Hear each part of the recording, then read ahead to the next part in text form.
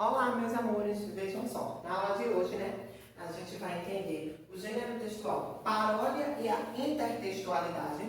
Vamos ver artigo e numeral também, tá? Uma revisão desses dois assuntos que vocês já têm conhecimento desde o ensino fundamental 1. Olha só, a paródia e a intertextualidade. Tia, o que a senhora quer dizer com isso? Vocês se lembram que nas outras aulas anteriores a gente viu duas versões para o conto de fada, o Chapeuzinho Vermelho. A gente viu a Chapeuzinho Azul e a Chapeuzinho Vermelho de Raiva. Então a gente viu uma paródia trabalhando em cima do texto, do conto de fada, chamada Chapeuzinho Vermelho. E a partir daí a gente viu duas novas versões, tá? Para esse conto de fadas. Vamos lá. Abra um livro na página 79, tá? Página 79, que vocês vão compreender o que é que eu estou dizendo. Diz assim: novas versões dos contos de fadas, paródia e intertextualidade. Como leituras principais desta unidade, você foi apresentado a duas narrativas inspiradas no conto clássico Chapeuzinho Vermelho. Por terem sido criadas com base em outros textos, dizemos que os contos Chapeuzinho Azul e Chapeuzinho Vermelho de Raiva são exemplos de paródia, tá, pessoal? Vamos lá. A paródia pode ser cômica, irônica ou crítica, tá? Quando alguém escreve uma paródia, ou seja, retoma outro texto de modo a contestá-lo ou ironizá-lo, dizemos que houve uma relação de quê? De intertextualidade, tá? Ela precisou da base do texto, o Chapeuzinho Vermelho, para poder fazer o Chapeuzinho Azul e a Chapeuzinho Vermelha de Raiva. Vamos lá. A paródia é um tipo de intertextualidade. A seguir, você vai ver um comentário importante da pesquisadora da área da linguística, Ignore Cor. Define esse recurso realizado entre textos. Diz assim: a intertextualidade compreende as diversas maneiras pelas quais a produção ou recepção de um texto depende do conhecimento de outros textos por parte dos interlocutores. Então aqui ele não podia pegar um clássico da literatura inglesa, porque vocês não iam compreender, porque vocês não teriam o conhecimento. Então ele usou um conto maravilhoso, fantástico, que era do conhecimento de todos vocês, o Chapeuzinho Vermelho, para poder trabalhar a intertextualidade, tá ok? Então diz assim, ou seja, dos diversos tipos de relações que um texto mantém com outros textos. A intertextualidade ocorre quando, em um texto, está inserido outro texto, que se chama de intertexto, anteriormente produzido, que faz parte da memória social de uma coletividade. No texto, o Chapeuzinho Azul e a Chapeuzinho Vermelha de Raiva, vocês não conseguem compreender as vovó, a menina, o lobo, o caçador, não é assim? A mãe que dá a cesta para ela levar com comidas, certo? Agora que você já sabe o que é intertextualidade, fique de olho. Ela pode aparecer em todo lugar e a todo momento, principalmente nas campanhas publicitárias, tá, gente? Vamos lá. Trabalhando a língua, página 80. Conceituando o artigo, que a gente já sabe definir, que ele é definido ou indefinido, certo? Então diz assim: observe o contexto que as expressões destacadas foram empregadas e responda ao que se pede. Era uma vez, numa pequena vila, perto de uma pequena floresta, uma menina de olhos da cor do céu. Todo mundo gostava dela e a sua avó mais ainda, tanto que decidiu fazer uma capinha com capuz para ela. Essa roupa era de veludo azul e a menina não a tirava nunca, nem quando brincava de teatrinho no quintal. Por causa disso, todo mundo na vila começou a chamá-la de Chapeuzinho Azul. Vejam só a intertextualidade. que a gente sabe que esse início de história é chamado de Chapeuzinho Vermelho. Letra A. Quais das expressões em destaques transmitem a ideia de que a vila e a menina ainda não tinham sido apresentadas no texto? Ou seja, que não eram conhecidas pelo leitor. Então, aí tem assim, ó. Numa pequena vila está em destaque uma menina, a menina e na vila. Então, na letra A, vocês devem colocar numa pequena vila e uma menina, tá certo? Na letra B, diz assim: quais das expressões em destaques transmite a ideia de que a vila e a menina já haviam sido mencionadas, ou seja, que já havia se tornado conhecidas do leitor? Aí vocês devem colocar a menina e na vila, tá? Diz assim, letra C. O que tornou possível a troca de numa vila para a vila e de uma menina para a menina, tá? Então vocês devem colocar, prestem atenção na letra C. Como houve referência à vila e à menina, que passaram a ser conhecidas do leitor, não se tratava mais de qualquer vila ou de qualquer menina, tá? Como houve referência à vila e à menina, que passaram a ser conhecidas do leitor, não se tratava mais de qualquer vila ou de qualquer menina, certo? Letra D. Que substantivos aparecem nas expressões em destaque? Então, os substantivos que a gente já aprendeu nessa classe gramatical, a gente vai botar que é vila e menina, certo? Então, diz assim. Ao comparar o uso das expressões numa, que é a expressão em mais uma vila, versus na em mais a vila e uma menina versus a menina, verificamos que há uma mudança de sentido no contexto. Portanto, primeiro, nas expressões numa, que é a junção de em mais uma vila e uma menina, o sentido é indefinido, é um sentido vago, incerto, tá, pessoal? Já nas expressões na vila, em mais a e a menina, o sentido é definido, é específico, é algo preciso. Então, ele vai trazer agora para a gente conhecer a classe gramatical artigo, que é a palavra que antecede o substantivo para definir ou indefinir o ser nomeado por esse substantivo. E quais são as classificações desses artigos, Joaquim? São aqui, ó, artigos definido e artigo indefinido, que vocês já têm conhecimento disso. Então, diz assim, o artigo pode ser definido, aquele que determina o substantivo de modo preciso, específico. Pode ser o, a, os ou as, tá? O menino fugiu de casa, os meninos fugiram de casa, tá? O verbo concorda com o sujeito, que concorda com o artigo, certo?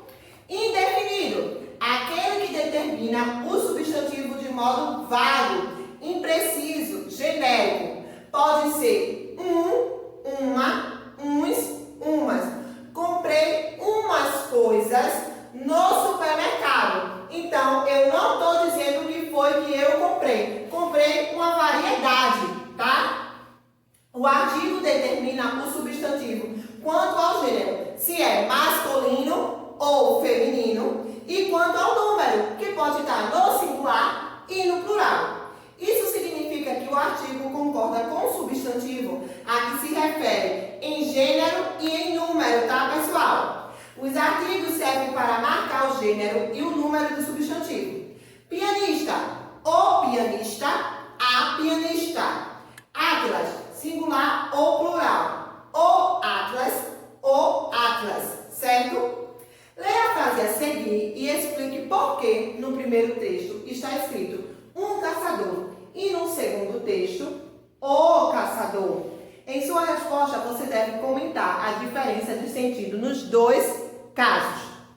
Tão alto que um caçador, que que estava andando por ali escutou aquele barulho. Quando abriu a porta e viu aqueles restos de comida nos pratos, o caçador ficou com muita raiva. Então, esse daí vocês já conseguem fazer, porque eu expliquei quando eu fiz a letra C da página 80, tá, gente? Substantivação. Ao ler esse subtítulo, você deve ter pensado, mas eu já aprendi substantivo na unidade anterior. Por que me traz de novo isso aqui? Na língua portuguesa, há um procedimento chamado de substantivação, ou seja, uma palavra ou um vocábulo que não é originalmente um substantivo, transforma-se em substantivo e assume a função dele.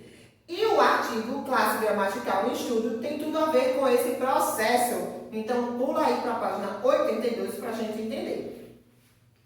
Para entender melhor como funciona esse processo, leia os seguintes trechos retirados dos contos Chapeuzinho Azul e Senhora Lobo. Quem é? Perguntou a velhinha lá de dentro. Está no texto Chapeuzinho Azul. E sabe por que eles estão desaparecendo? Porque vocês andam com menos coitados. Também está no texto do Chapeuzinho Azul.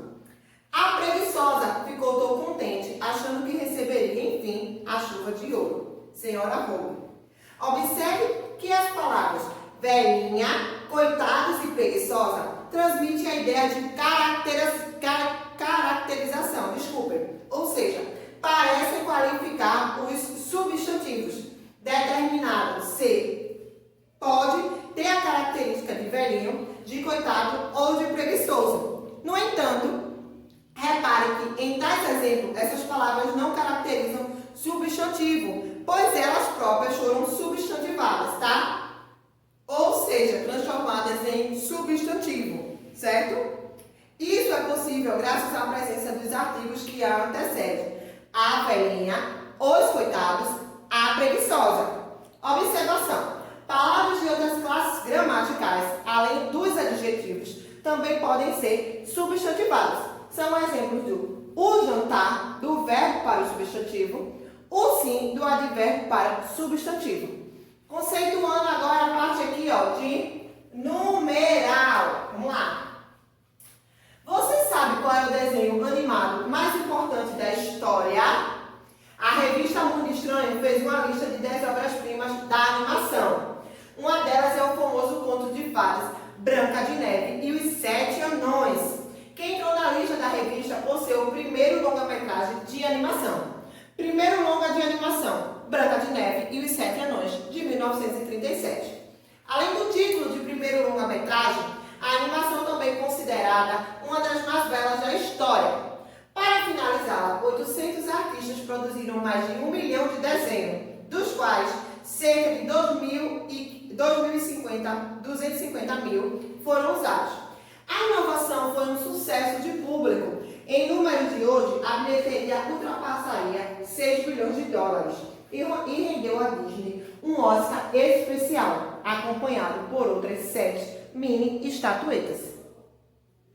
Vocês podem observar que primeiro, 800, 1 milhão, 250 mil, 6 bilhões, 1 e 7 estão em destaque, tá? Então aí nós estamos falando dos numerais, que podem se apresentar da seguinte forma, de forma cardinal, ordinal, multiplicativo e fracionário. Começou o Valquíria a falar de matemática na aula de português. Vamos prestar atenção. Observe as palavras e os números destacados no texto anterior, que trazem informações sobre o primeiro longa-metragem de animação. Os números 1937, 800, 1, 250 e 6 podem ser representados por palavras. Eles, da forma escrita, ficariam 1937, 800, 1, 250 e 6, respectivamente. A palavra primeiro, que aparece 2 vezes, indica uma ordem de sequência. Primeiro, segundo, terceiro, quarto, quinto.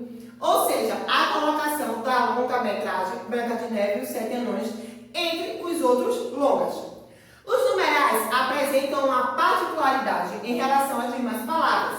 Na escrita, podem ser representados por 2 formas gráficas de natureza, diferentemente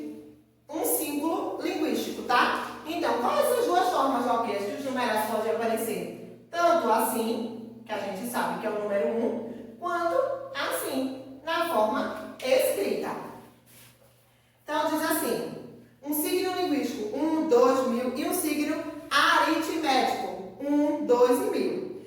Numeral é a palavra que dá a ideia de quantidade, de ordem em uma sequência, de multiplicidade ou de fração. Classificando os numerais, que foi o que eu disse aqui para vocês, cardinal, ordinal, multiplicativo e fracionário. De acordo com o que indica, o numeral recebe diferentes classificações. Vamos prestar atenção na tabela, que está na página 83. Diz assim, cardinal, o que é que ele indica? Quantidade determinada. 1, 2, 3, 4, 5, 6, 7, 8, 9, 10, 11. Tirei 10 na prova, então é um número cardinal. Ordinal. Ordem ou posição ocupada por ser em determinada série ou sequência. Primeiro, segundo, terceiro, quarto, quinto, sexto, sétimo, oitavo, nono, décimo, 11º ou 1/10. Podemos dizer assim, vou passar para o 7º ano, quando concluir esse ano, certo? Fracionário, que pode ser fração, ele indica fração ou divisão. Meio, metade, 1 ou 2 terços, 1 ou 2 quartos, comi metade da pizza, tá?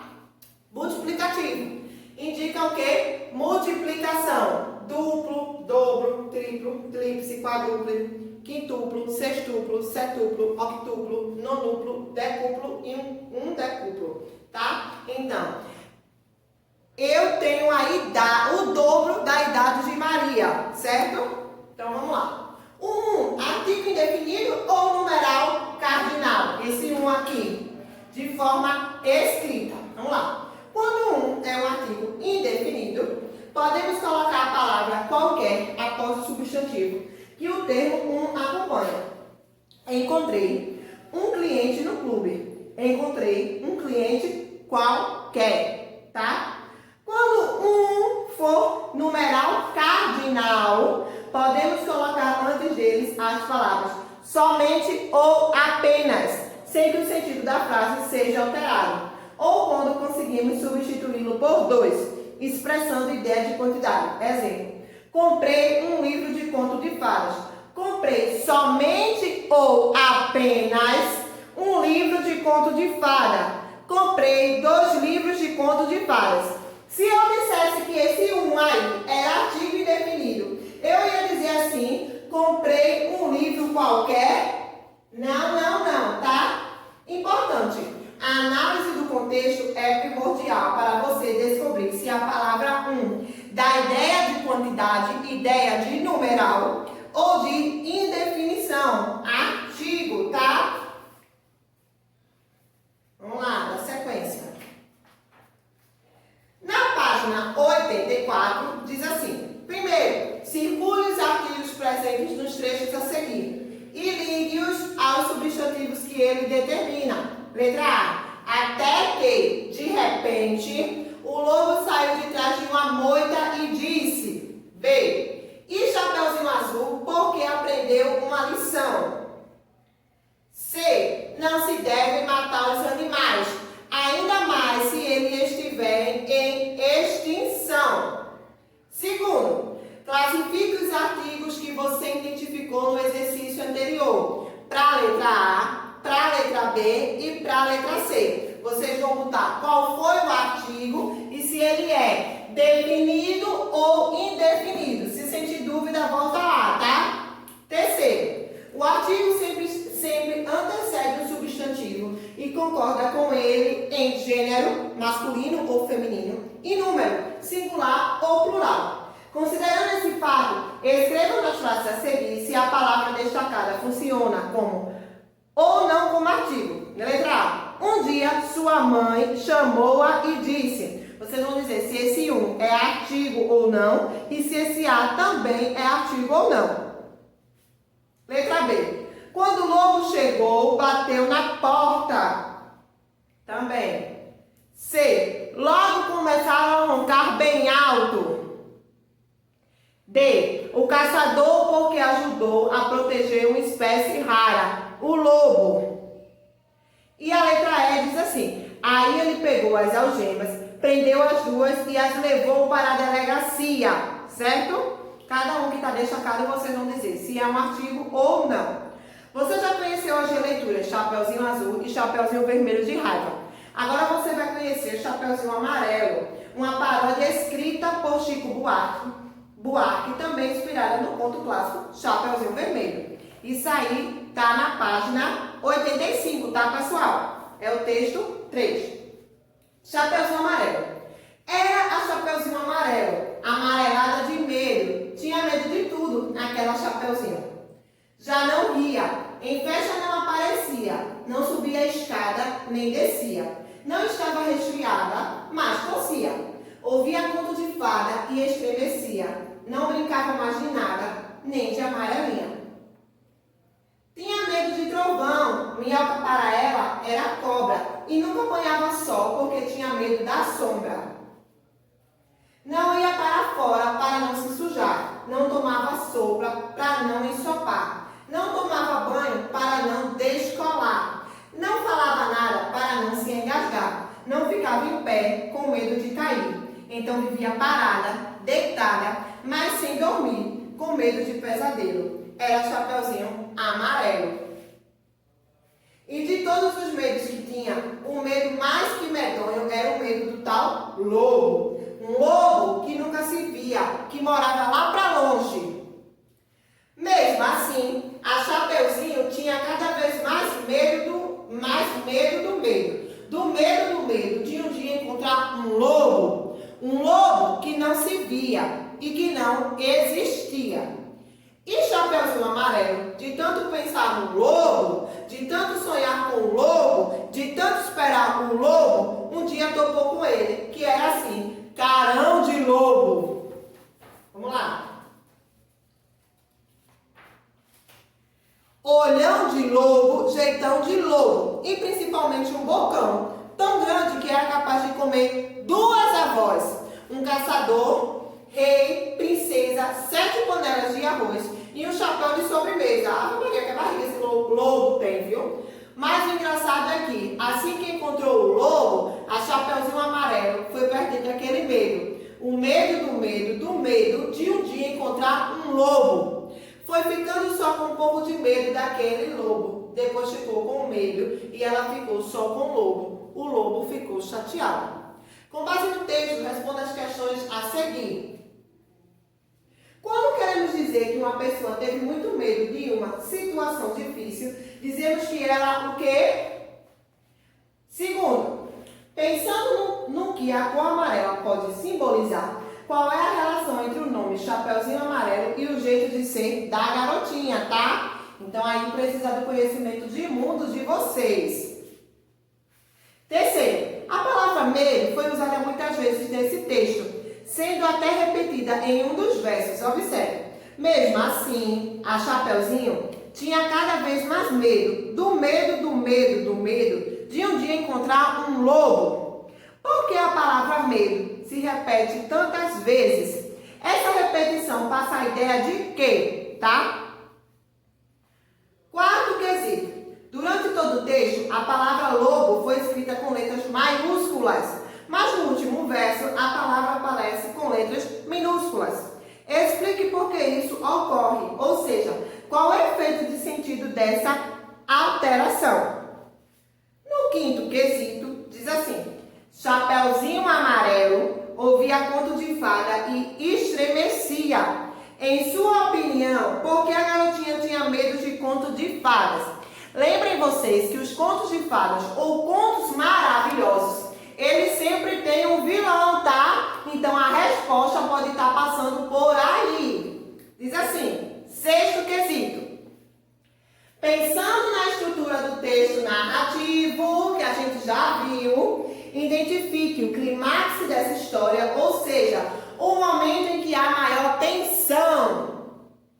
No sétimo quesito diz assim, Chapeuzinho Amarelo tinha muito medo do desconhecido lobo, mas depois que o encontrou, percebeu que ele não era assustador como ela imaginava. Na sua opinião, devemos sentir tanto medo de algo que não conhecemos? Você já sentiu muito medo de algo e depois percebeu que seu sentimento não tinha fundamento? tá? Então, aí também é uma resposta pessoal. Página 88.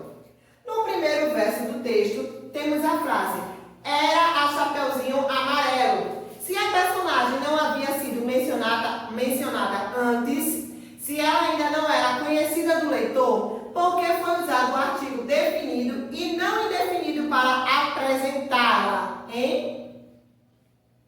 Nono quesito. Leia este trecho do texto.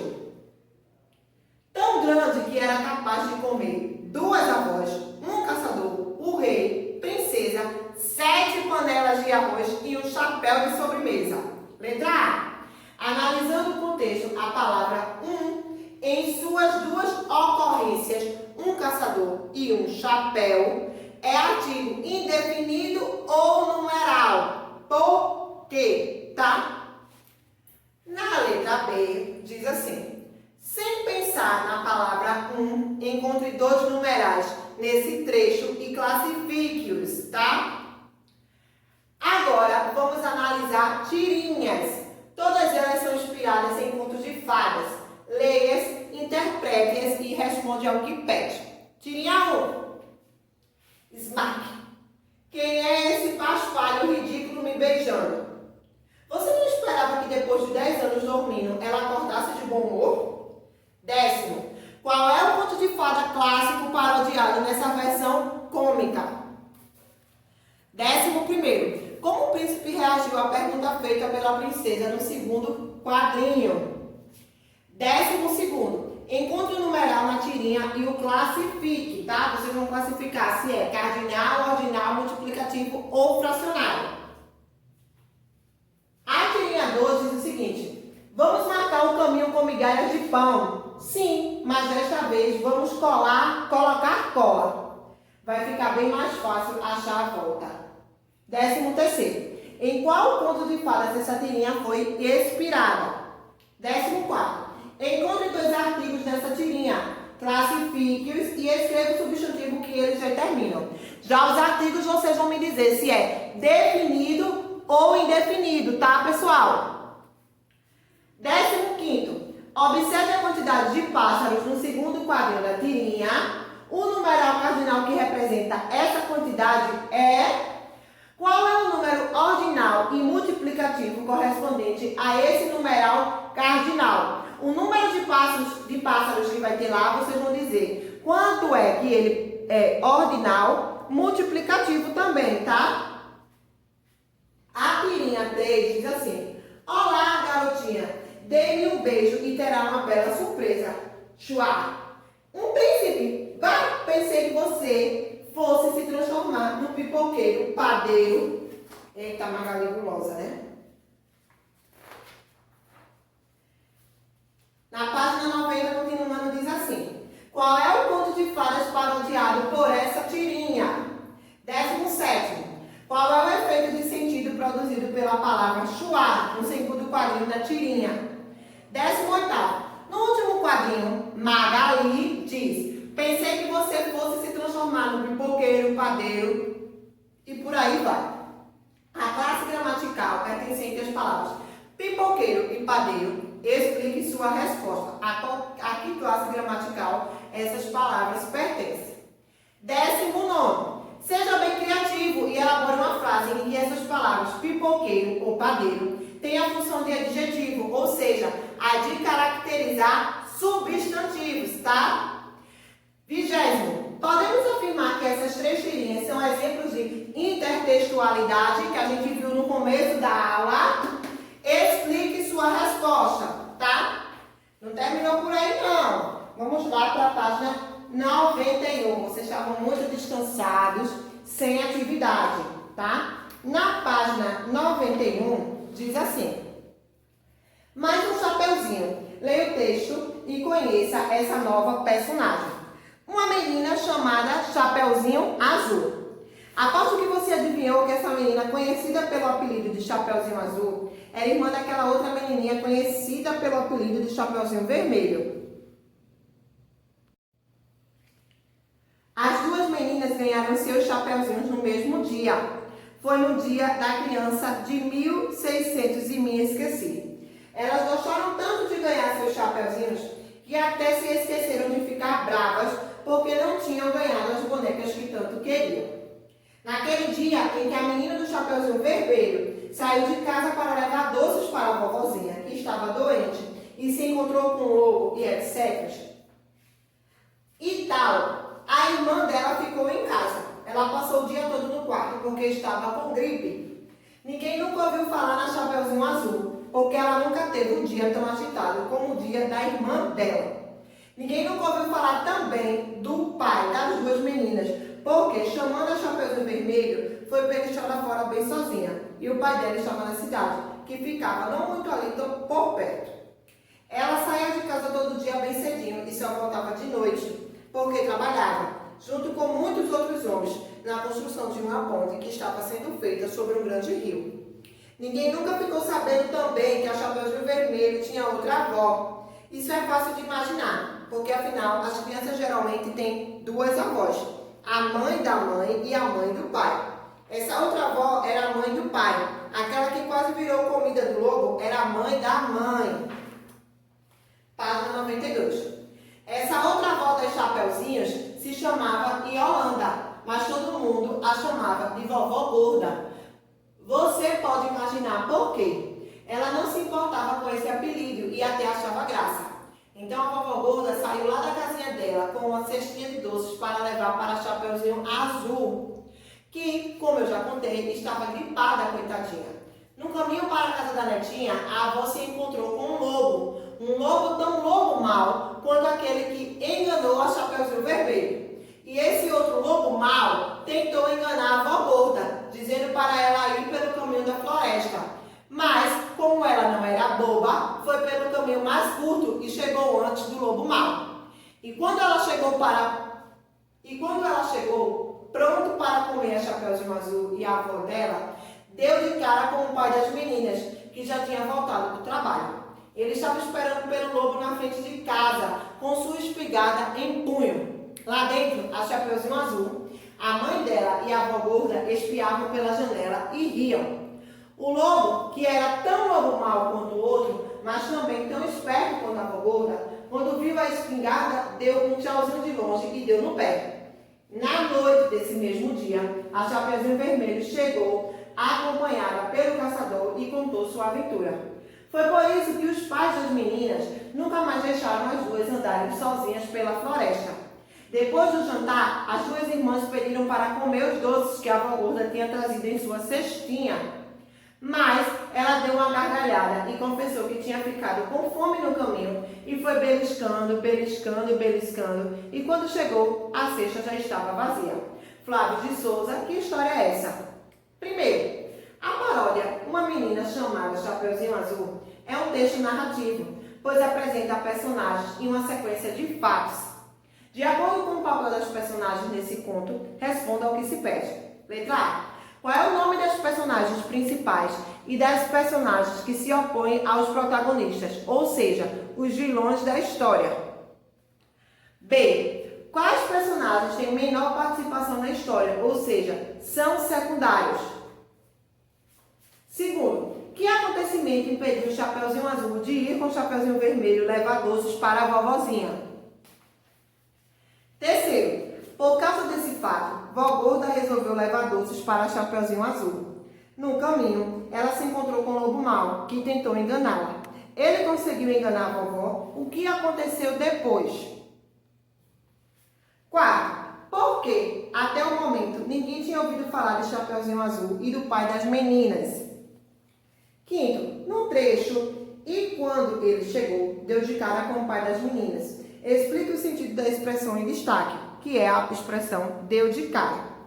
Sexto, veja o que o narrador diz a respeito da vovó Yolanda. Essa outra avó das Chapeuzinhos se chamava Yolanda, mas todo mundo a chamava de vó gorda. Você pode imaginar o porquê. Ela não se importava com esse apelido e até achava graça. Pense nas situações em que os apelidos podem ser agradáveis ou desagradáveis para as pessoas que os recebem e responda. O que você acha sobre o fato de muitas pessoas de colocar apelidos em outras? Na seção de tarefas, que ainda continua na página 93, diz assim. Primeiro, responda ao que se pede. Porque afinal as crianças geralmente têm duas avós, a mãe da mãe e a mãe do pai. Letra A. Retire todos os artigos desse trecho, respeitando a ordem que aparece, e classifique-os, tá? B. Retire o único numeral presente no trecho e classifique também. Segundo, vamos supor que nós sabemos o dia do nascimento da Chapeuzinho Azul. Qual é a maneira mais adequada de dizer? Ela nasceu no dia 1º de janeiro ou ela nasceu no dia 1 de janeiro? Por quê? Tá? Também pensem em relação a isso, certo, meus amores? Vou deixar no plural quais páginas vocês devem realizar.